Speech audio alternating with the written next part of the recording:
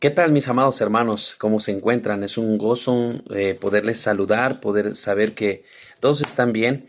Nos hemos distanciado un poco en estas últimas 2 semanas por quehaceres, por cosas, ¿verdad? Que tanto su servidor como ustedes se nos han cruzado, pero espero que esta semana podamos reiniciar todos nuestros estudios y poder estar en contacto más cerca. Y bueno, estén orando por su servidor, que estoy haciendo ya el plan de poder estar con ustedes las próximas semanas, ¿verdad? También de sorpresa, no voy a decirles cuándo, pero estaré pronto por allí. Vamos a nuestras Biblias en esta mañana, ¿verdad? Esperando que todos ustedes estén listos para esta escuela dominical. Estamos hablando acerca de la iglesia neotestamentaria, la iglesia que nació en el Nuevo Testamento, instituida por el Señor Jesucristo, pre-Pentecostés, es decir, que nació antes de la fiesta de Pentecostés. Como ya lo hemos estudiado la semana pasada, si tienen dudas o algo así, puede usted checar el link nuevamente, pedírselo al hermano Marco, al hermano Daniel, si alguien quiere hacer un estudio, quiere compartirlo o quiere estudiarlo más profundamente, puedan compartirle el link, ahí va a estar, las predicaciones quedan grabadas para todos ustedes. Y bueno, hoy vamos a continuar, ¿verdad? Vamos a hablar acerca de los argumentos contrarios a una iglesia prepentecostés, ¿verdad? Vamos a ver por qué razones creemos que la iglesia, ¿verdad?, no fue Pentecostés, es decir, no nació en la fiesta de Pentecostés. Ya tenemos algunas bases, ¿verdad? Pero no es con la finalidad de atacar para nada a los pentecosteses, ¿verdad? A la iglesia pentecostés, no es la intención.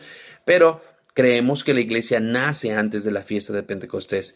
Y vamos a dar algunas bases. Vamos al libro de Hechos para comenzar en esta mañana, el libro de Hechos en el capítulo número 20 y en el versículo número 28. Hechos capítulo número 20 en el versículo número 28. El día de hoy la escuela dominical va a tratar acerca de este tema, la iglesia prepentecostés y la relación de Cristo con su iglesia o con sus iglesias en este momento, ¿verdad? Y bueno, vamos a ver Hechos 20-28. Espero que todos ustedes ya lo tengan. He estado trabajando, hermanos, bastante aquí con muchos quehaceres, muchos planes, muchas cosas que tenemos. Y no he aprendido, bueno, quién me iba a ayudar para poder hacer todo esto virtual más bonito y todo más organizado con mis diapositivas y todo este asunto. No ha tenido el tiempo para poder, y no he tenido yo también el tiempo para poder aprender cómo hacerlo, pero créanme, hay la intención. Vamos a mejorar esto. Hechos 20-28, ¿ya lo tienen? Si ustedes lo tienen, por favor, allí, pónganse de pie, por favor, en esta mañana.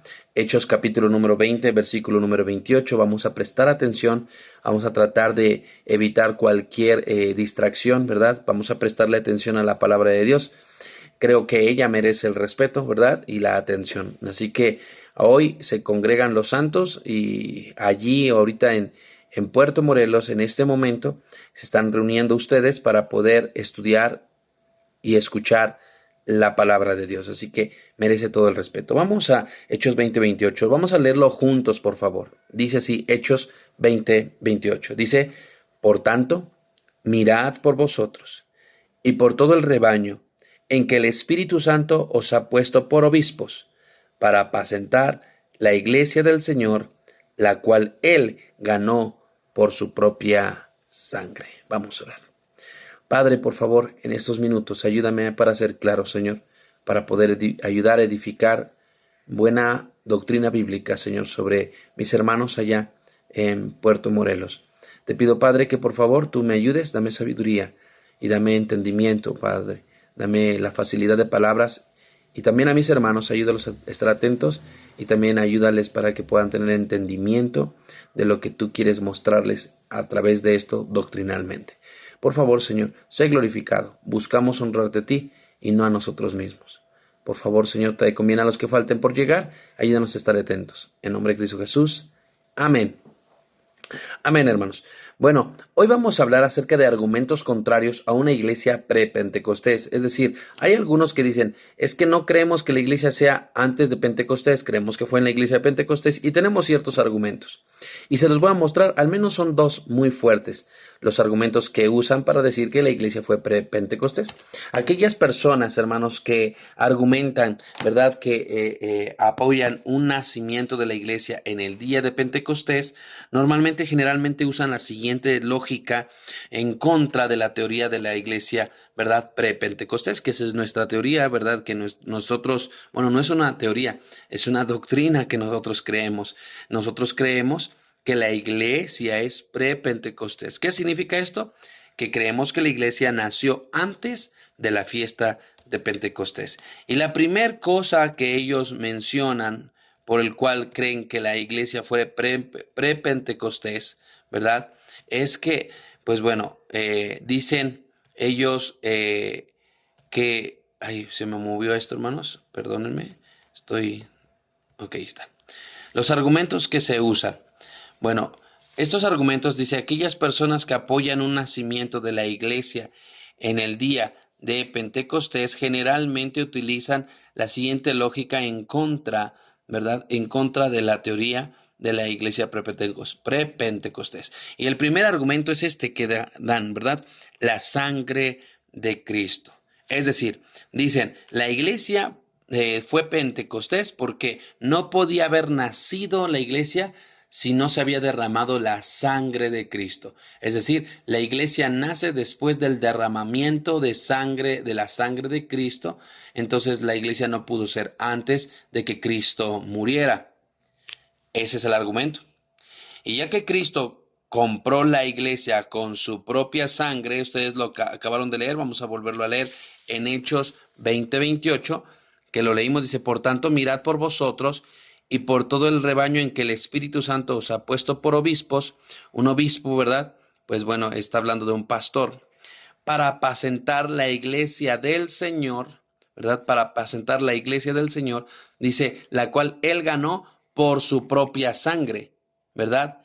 Pero dicen, si él ganó por su propia sangre, no podría haber habido una iglesia hasta que su sangre hubiera sido derramada. Eso es lo que el argumento que usan, ¿verdad?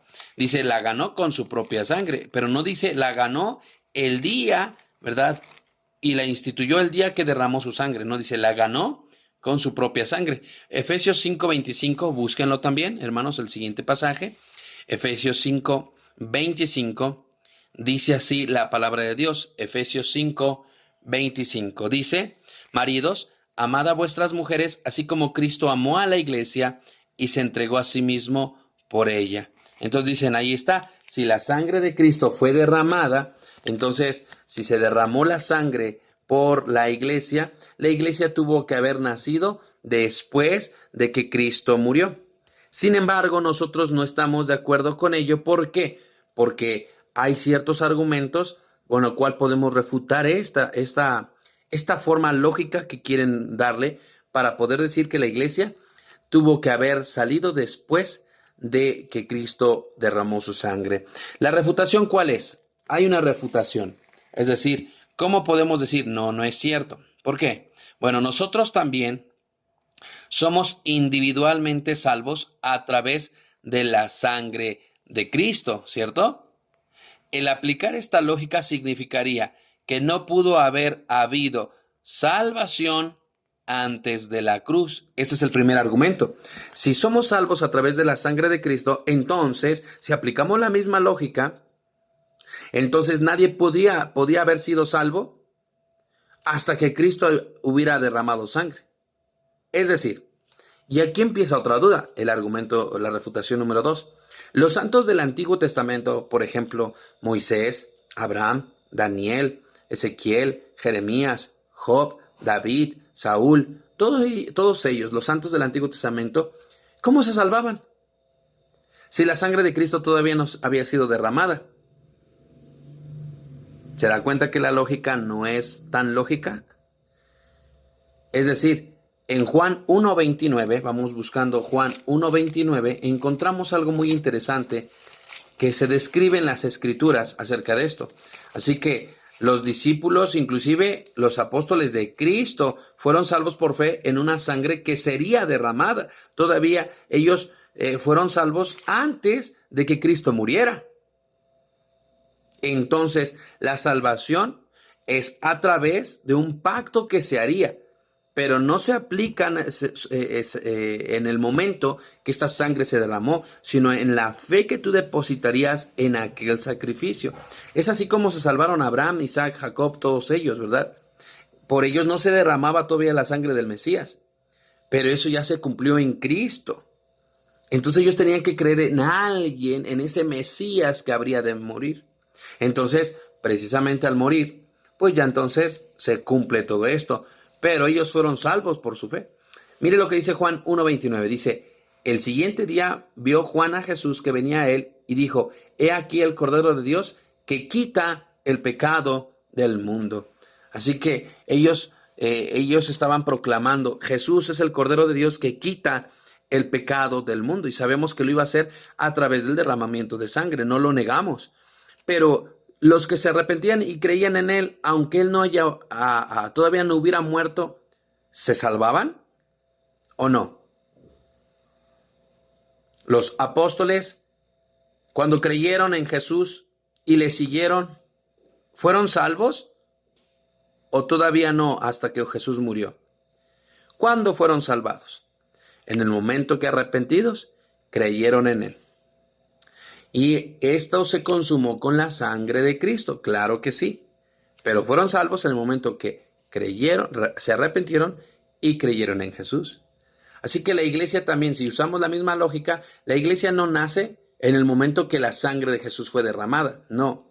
Jesús la instituyó, Jesús la formó, Jesús, como vimos, ya habían comido la Santa Cena, ya habían recibido las ordenanzas, ya se reunían, ya cantaban himnos. Y el Señor Jesucristo todavía no moría. La iglesia ya se reunía. Cristo fue el Cordero de Dios que fue inmolado desde el principio del mundo. Esto también lo dice Apocalipsis capítulo número 13. Por favor, búsquelo conmigo. Apocalipsis capítulo número 13. Yo espero, hermanos, que ustedes me estén entendiendo. Espero que ustedes estén comprendiendo esto, porque si no, para muchos será así como que, ay, no sé para qué me sirve esto.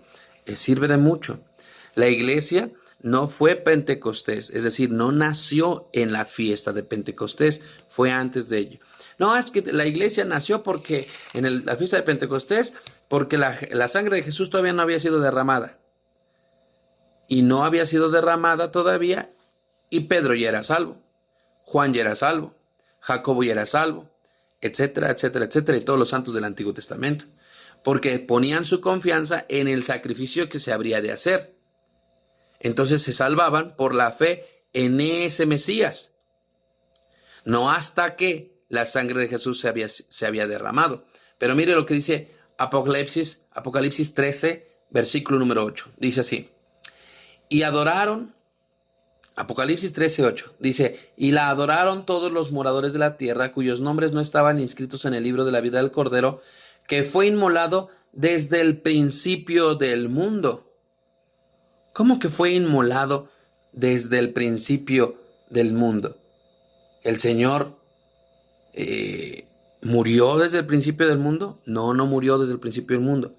Pero se dio esa promesa de que este sacrificio se iba a hacer. ¿Desde cuándo? Desde el principio del mundo. Y ustedes me dirán, ¿y cuándo fue eso desde el principio del mundo? ¿Alguien tiene una respuesta? ¿Puede pensar usted cuándo fue desde el principio del mundo? Sí. ¿Te acuerdas que Adán y Eva pecaron? Y cuando ellos pecaron, se dieron cuenta que estaban desnudos y se escondieron. Y después de haberse escondido, ellos, ¿qué cosieron? Hojas de higuera. Y se cubrieron. Eso, teológicamente hablando, está hablando de que ellos, al haber pecado, ocuparon sus obras. A través de sus medios, ellos cubrieron su desnudez. Es decir, a través de sus obras, ellos trataron de proteger, de limpiar sus pecados, su maldad. Pero Dios no se satisfizo de eso, no fue satisfecho por eso. Por eso es que Él, una vez que el Señor se dio cuenta de lo que hicieron, dice que los cubrió con pieles de ovejas. ¿Qué tuvo que haber hecho el Señor entonces para cubrirlos con pieles?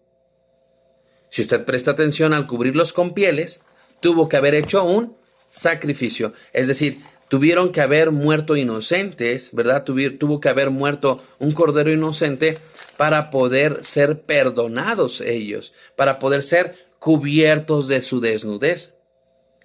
Esto nos está hablando de que alguien inocente derramaba sangre para el perdón de los pecados de los culpables. Por eso es que Jesús es el cordero inmolado desde el principio del mundo. No significa que Jesús murió, sino que aquí se estaba dando esta esta profecía. Jesús tendría que morir y él, a través de su muerte y la sangre derramada de él, nos cubriría a nosotros de nuestra desnudez a través de su sacrificio. Qué hermoso es esto, ¿no? Así que esto usted lo puede estudiar en el capítulo número 3, 2 y 3 del libro de Génesis. Léalo, estúdielo y usted se va a dar cuenta aquí cómo es que el Señor provee de este sacrificio y el Señor entonces los cubre, ¿verdad? Y de lo mismo, este mismo mensaje les llega a los hijos. Abel y Caín, ¿se acuerda que uno ofrece lo mejor de los campos, ¿verdad? De los frutos, y el otro ofrece, ¿verdad? Un sacrificio, un cordero. ¿Y cuál fue el que le agradó al Señor? ¿Por qué le agradó? Algunos piensan que porque Caín estaba ofreciendo frutas y verduras bien feas como las que dejan al final en Walmart. No, no es cierto. Él, si usted lee detenidamente, la Biblia dice que él ofreció lo mejor de los frutos que él había cosechado. ¿Por qué le agradó más el de Abel? Por lo que significaba. Es decir, había un sacrificio, un derramamiento de sangre y entonces eso es lo que se ofrecía para el perdón de pecados como una ofrenda. Y al Señor le agradó porque dijo, entendiste el mensaje. Para que ustedes puedan ser perdonados tenía que ser el sacrificio de un inocente. Así que Cristo es aquel que fue inmolado desde el principio del mundo. Entonces la salvación ya estaba puesta a merced de aquellos que se arrepintieran y creyeran en él. Sí. ¿Cómo lo sabemos?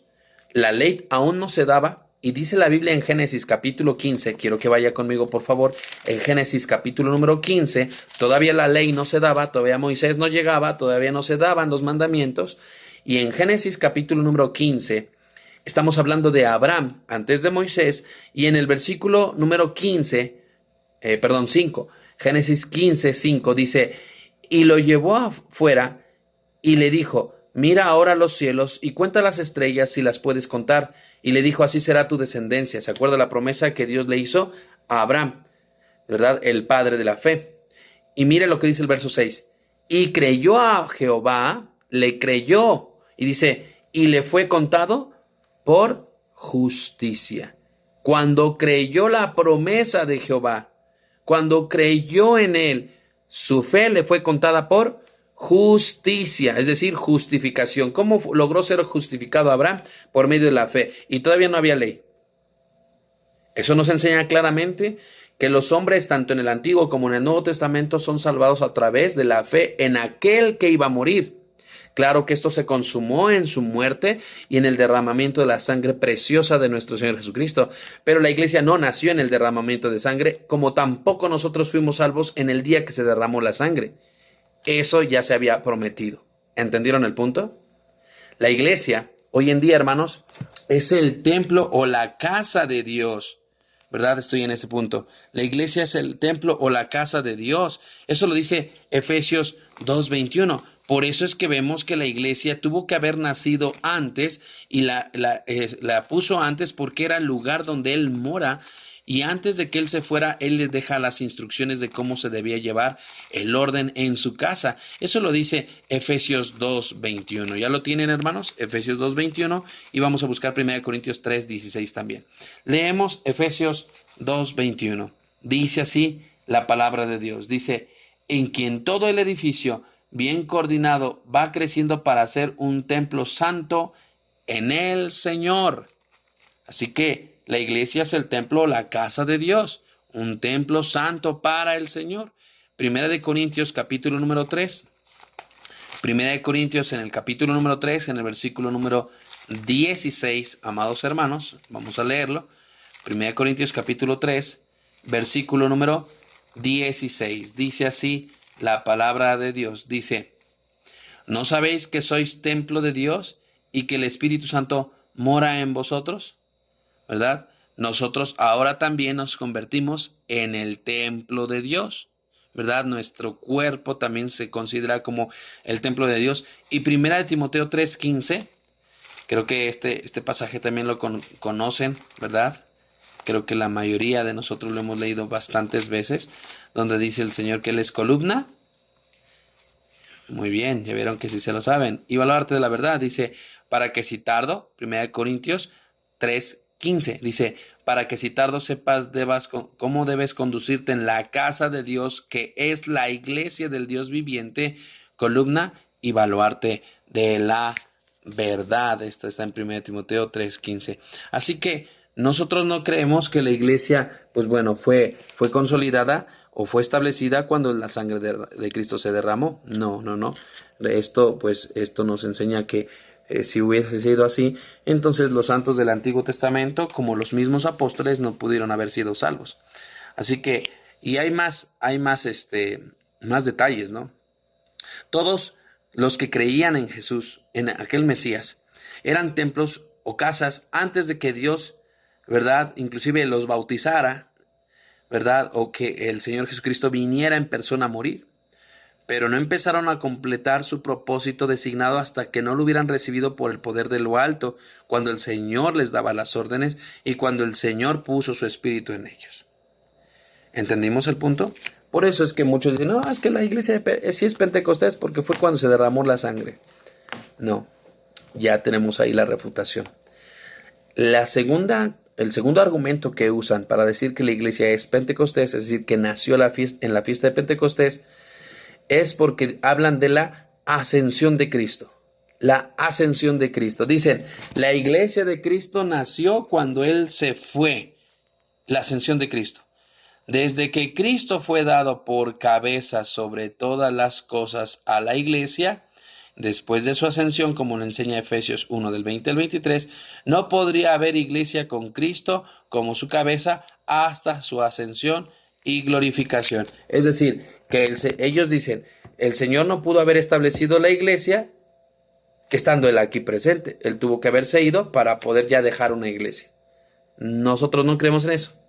Nosotros creemos que sí, el Señor la establece, la forma, la educa, le da órdenes y después de ello, pues bueno, Él muere, termina de darle sus últimas órdenes y se va y Él dice que volvería por nosotros. ¿Qué problema habría de que el Señor hubiera hecho esto en este orden? Y muchos dicen, no, es que la iglesia nace el día que Él se va. Cuando Él se va, entonces ahí nace la iglesia. No hay base bíblica para eso, ¿verdad? Muchos dicen, sí, pero ahí está, en Efesios capítulo número 1, versículo 20 al 23. Vamos a leerlo, hermanos, por favor, vamos a leerlo. Yo sé que en este momento ustedes dirán, pastor, vamos a avanzar en otras cosas quizá, ¿verdad? Y sí lo vamos a hacer, pero quiero que quede esto bien en claro. Estoy empezando con la iglesia neotestamentaria y tienen que entender claramente que la iglesia neotestamentaria nace con el punto, nace con la creencia y el criterio de ¿qué? De que la iglesia es decir, nace antes de la fiesta de Pentecostés y de cualquier otra cosa, ¿no? Efesios 1, del 20 al 23, dice así la palabra de Dios, dice, la cual operó en Cristo, resucitándole de los muertos y sentándose a la diestra en los lugares celestiales, sobre todo principado y autoridad y poder y señorío, y sobre todo nombre que se nombra, no solo en este siglo, sino también en el venidero, y sometió todas las cosas bajo sus pies, y lo dio por cabeza sobre todas las cosas a la iglesia, la cual es su cuerpo, la plenitud de aquel que todo lo llena en todo. Mire lo que dice, que sometió todas las cosas bajo sus pies y lo dio por cabeza sobre todas las cosas a la iglesia, la cual es su cuerpo y Él es su plenitud. Así que muchos dicen, ahí está, cuando el Señor se fue, puso a la iglesia como cabeza. No, la cabeza no es la iglesia, la cabeza es Cristo. Cristo era en verdad la cabeza de los discípulos en todo su ministerio terrenal. Ellos lo seguían y no era al contrario. No es como que Cristo hoy tenga que seguir a los apóstoles. Eso jamás sucedió, ¿verdad? Nunca fue al contrario. Por ejemplo, Mateo 4:20. Cristo es la cabeza, no nosotros, no la iglesia. ¿La iglesia tiene más autoridad que Jesús hoy en la tierra? No. ¿Cristo le dio autoridad a la iglesia? Claro que sí, pero no tiene más autoridad que la propia iglesia. Cristo es Dios, nosotros no somos Dios. Así que somos hijos de Dios, sujetos a Él, y la iglesia está sujeta a Cristo. Mateo capítulo 4, versículo número 20. Vamos a ver qué dice la Escritura. Dice, en ellos entonces, dejando al instante las redes, le siguieron. ¿Quién siguió a quién?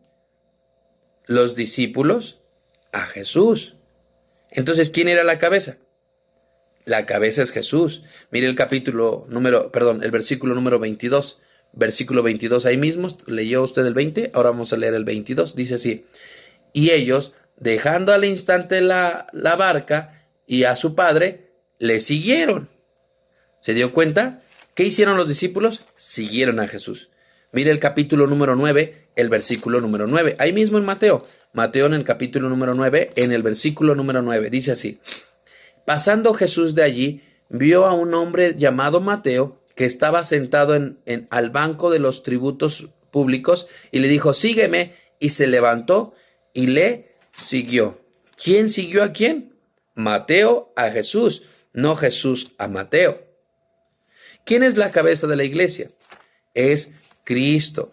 Pero es que Cristo ahora dejó a la cabeza en este mundo como cabeza a la iglesia. No. Esta cabeza a la cual se refiere es que el Señor estableció, ¿quién? El Padre estableció la cabeza sobre todas las cosas a la iglesia. Es decir, Él es la cabeza sobre todo lo que ha creado, y lo que más importante dejó sobre esta tierra fue a la iglesia.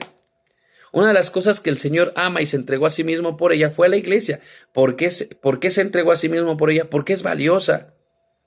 Y de las cosas creadas que el Señor ha dejado en esta tierra, de las más valiosas es la iglesia, pero la cabeza sigue siendo Él. ¿Se ha dado cuenta las iglesias cuando han dejado que el hombre, ¿verdad?, o cierto grupo sea la cabeza? ¿Qué es lo que ha sucedido? Todas las iglesias se han corrompido, incluyendo iglesias bautistas, se han corrompido cuando Cristo deja de ser la cabeza, porque Cristo siempre ha sido la cabeza y Él es quien dirige la iglesia a través de su Espíritu Santo. De hecho, si usted prestó atención, en el primer versículo que leímos en Hechos 20:28, dice que Él ganó por su propia sangre. Él es quien pone, el Espíritu Santo es quien administra la iglesia. Él es quien pone los obispos. Así que, ¿quién dirige a quién? Mire Marcos 10:28. Marcos 10:28. Ya les había dicho, ¿verdad? El versículo. Y si no, perdónenme, hermanos. Marcos 10:28.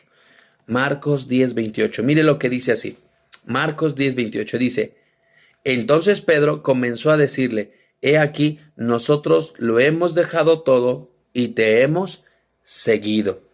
Se dio cuenta que el Señor Jesucristo lo seguían a los que Él había llamado. Lo estaban siguiendo. Mire, regresando conmigo a Mateo capítulo 10, regresé conmigo a Mateo capítulo 10, es muy claro que los discípulos le siguieron, ¿no? Fue muy claro, todos estos versículos dice que todos ellos le seguían. Mire lo que dice Mateo 10, versículo número 5. Mateo 10, verso número 5 dice, y a estos 12 envió Jesús y les dio instrucciones diciendo, por camino de gentiles no vayáis, y en ciudad de samaritanos no entréis, ¿cierto? Así que se dio cuenta que aquí inclusive Jesucristo está guiándolos y diciéndoles, no vayan a meterse por caminos de gentiles, y con los samaritanos no se metan, no entren en este momento. Porque Cristo estaba guiando en ese momento a la iglesia. Él quería que la iglesia, los apóstoles, básicamente los que estaban siguiéndole, más bien dicho todavía, ¿verdad? Dice aquí que el Señor lo que quería era guiarlos, decirles, ¿verdad? Y seguirlos preparando para que cuando tuvieran que predicar aún a los gentiles, ellos tuvieran respuestas. Así que la posición de que Cristo, hermanos, como cabeza estaba limitada físicamente durante su ministerio público, los eventos del día de Pentecostés simplemente le permitieron al Señor ser la cabeza de muchas iglesias a través de su Espíritu Santo y del Nuevo Testamento. En conclusión, lo que trato de decir es de que estos dos argumentos, los dos argumentos, la sangre de Cristo y la ascensión de Cristo, no revelan que la iglesia haya sido Pentecostés. Por el contrario, pudieron haber gente salva antes del derramamiento de sangre, y hubo gente que le seguía y que ya recibía órdenes y estaban predicando en el nombre de Jesús, y Jesús todavía estaba aquí en la tierra.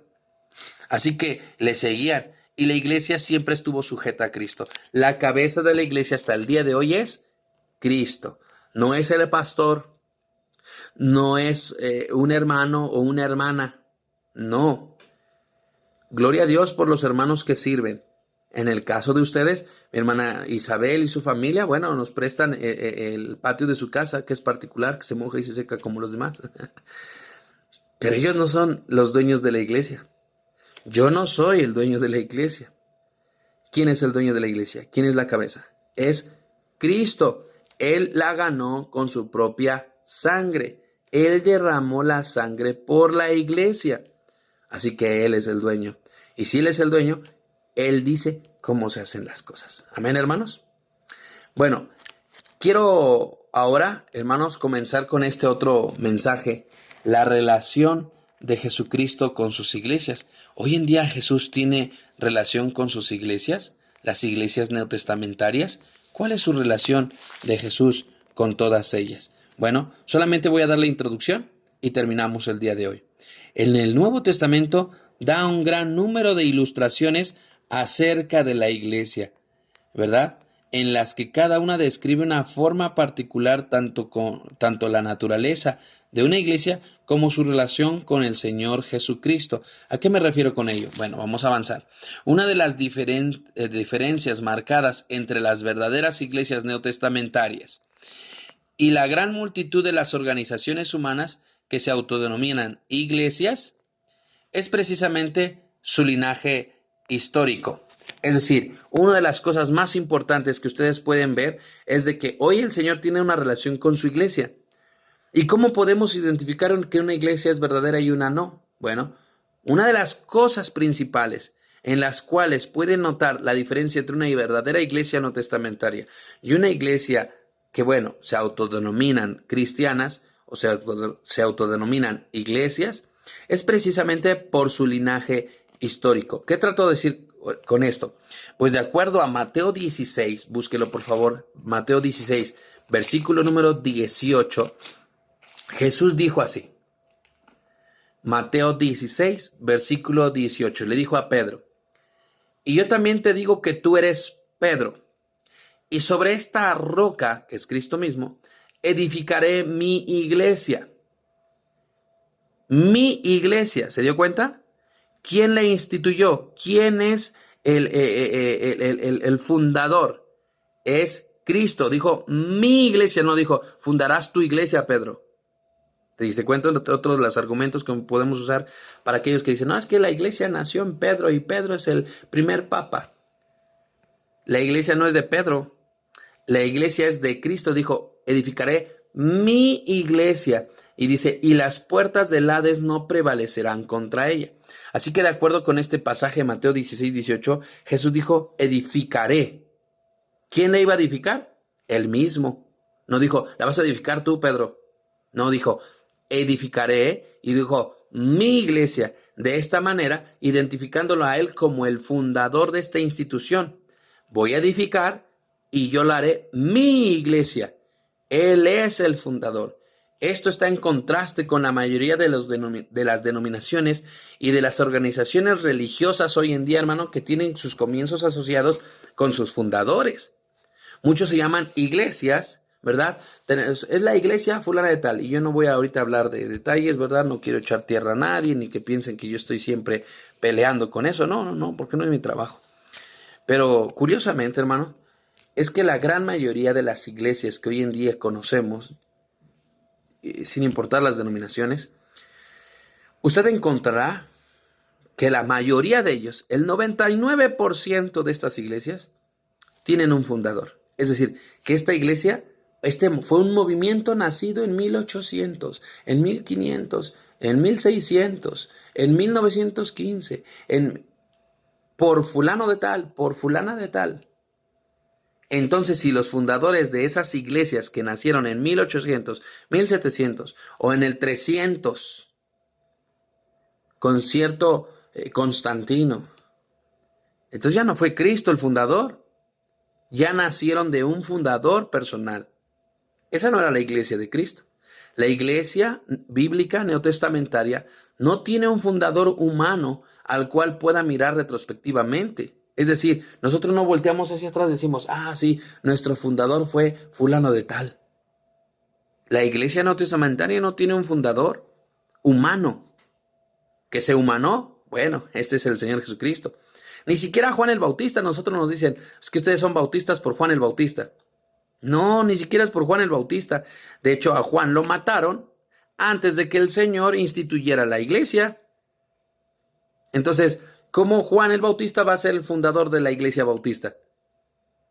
No, la iglesia no existía cuando Juan el Bautista fue asesinado. Así que ni siquiera a Juan el Bautista se le puede asignar tal honor, aunque aún sin formar parte de la iglesia. Por eso el Señor Jesucristo dijo que muchas de las señales y muchas de las cosas, los profetas terminarían desde Moisés o desde tiempos antiguos hasta Juan el Bautista. Él es considerado el último profeta del antiguo pacto para comenzar con un nuevo pacto, y Cristo comienza este nuevo pacto de la gracia a través de su ministerio. ¿Quién fue el que empezó a poner el camino? Juan el Bautista, pero él fue el último profeta del antiguo pacto. De acuerdo con Hebreos 12:2, hermanos, vamos rápido. Hebreos 12:2, el fundador de todas las iglesias verdaderas neotestamentarias, pues aquí lo vamos a leer, ¿quién es? ¿Por qué neotestamentarias? Porque nacieron en el Nuevo Testamento. La iglesia nació en el Nuevo Testamento. Se rige por el Nuevo Testamento. Entonces nosotros somos una iglesia neotestamentaria. Claro, tenemos una denominación bautista por herencia, pero no significa que tenemos un fundador. Usted puede estudiarlo, tiene toda la libertad de buscar si los bautistas tienen un fundador. Algunos nos ponen a un tal John Bronx, algo así, no me acuerdo. Pero no, él no fue el que inició la iglesia bautista. Él fue alguien que fue un precursor, que impulsó, que animó a que los bautistas, los que eran apodados de esta manera, los anabaptistas, no cedieran ante que estaban siendo abrumados, atacados. Pero él no la inició, hermanos. Puede usted estudiarlo a profundidad.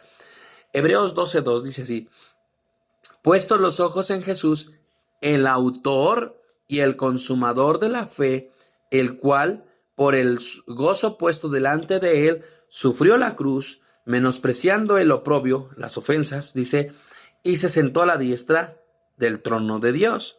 Así que él es, dice, el autor y el consumador de la fe, y también él es el autor de la iglesia. Él fue quien la estableció. Edificaré mi iglesia. Y como ya lo hemos visto, amados hermanos, con tal anterioridad, la iglesia no está fundada sobre Pedro, como tal lo afirman cierta religión.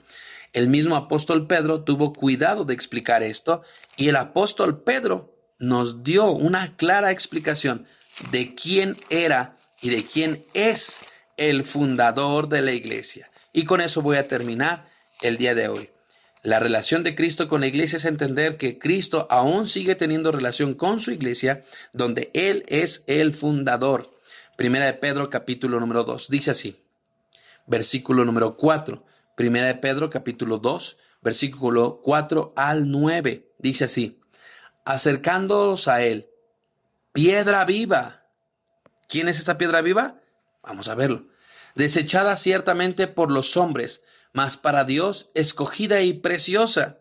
Para el Padre es una piedra escogida y preciosa. Versículo 5.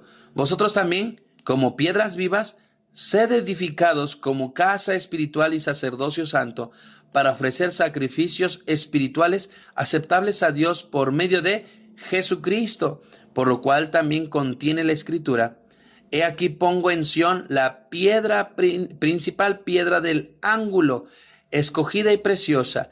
El que creyere en él no será avergonzado. ¿Quién será esta piedra? piedra viva, una piedra preciosa y hermosa. Es Jesucristo, hermanos, no es Pedro. Pedro está hablando de eso. Y dice, para vosotros, pues, los que creéis en Él es precioso, pero para los que no creen, la piedra que los edificadores desecharon ha venido a ser cabeza del ángulo. ¿Quiénes los desecharon? Los judíos. Pero vino a ser cabeza del ángulo, vino a ser el fundamento de nuestra fe. Cabeza de ángulo, acuérdese que habla de cimientos.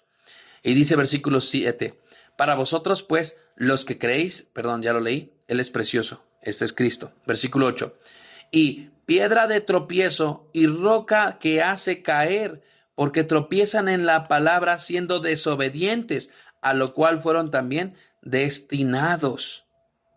Ellos tomaron la decisión de desecharlo, y porque ellos tomaron esta decisión, ahora también ellos han sido destinados a una muerte eterna. Versículo 9, mas vosotros sois linaje escogido, real sacerdocio, nación santa, pueblo adquirido por Dios, para que anunciéis las virtudes de aquel que os llamó de las tinieblas a su luz admirable. ¿Quién es esta roca viva? ¿Quién es esta piedra viva, santa y hermosa? Es el Señor Jesucristo.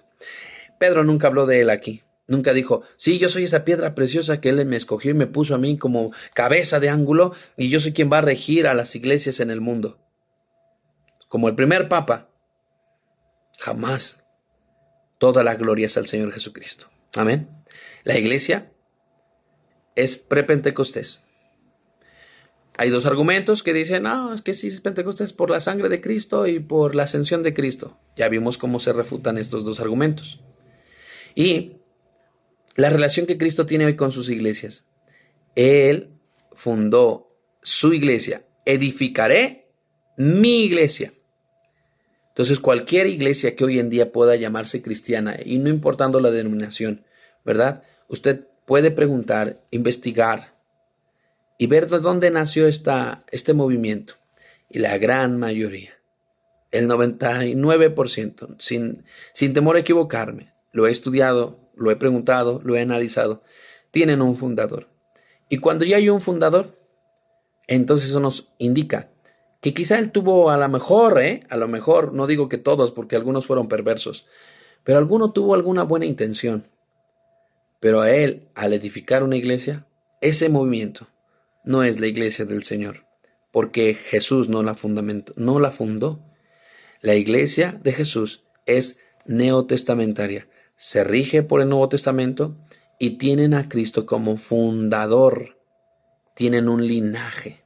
Hay un linaje. Creo que eso ya lo sabían ustedes, solo lo estoy reafirmando, y vamos dándonos cuenta que inclusive el mismo apóstol Pedro dice, yo no fundé ninguna iglesia. La base, el cimiento, la piedra de ángulo, la piedra preciosa sobre la cual estamos establecidos es Jesucristo. Amén. Así que algo que pensar el día de hoy. Espero que esta escuela dominical, esta explicación, hermanos, haya sido de bendición. Ustedes sigan avanzando, sigan aprendiendo, les esclarezcan sus dudas, y si tienen alguna duda puedan escribirme. La verdad que estoy para servirles, hermanos. Vamos a terminar y que el Señor los bendiga. Les amo, hermanos, y les extraño. Espero que no estén sufriendo tanto de tanto calor ahora, ¿verdad? Y si es así, hermanos, yo oro para que puedan tener más ventiladores o puedan ustedes estar más fuertes, ¿verdad? Físicamente. Pronto me voy a sufrir con ustedes. Amén. Así que, hermanos, vamos a orar y vamos a terminar. Les amo, hermanos, y les extraño. Que Dios los bendiga. Oremos.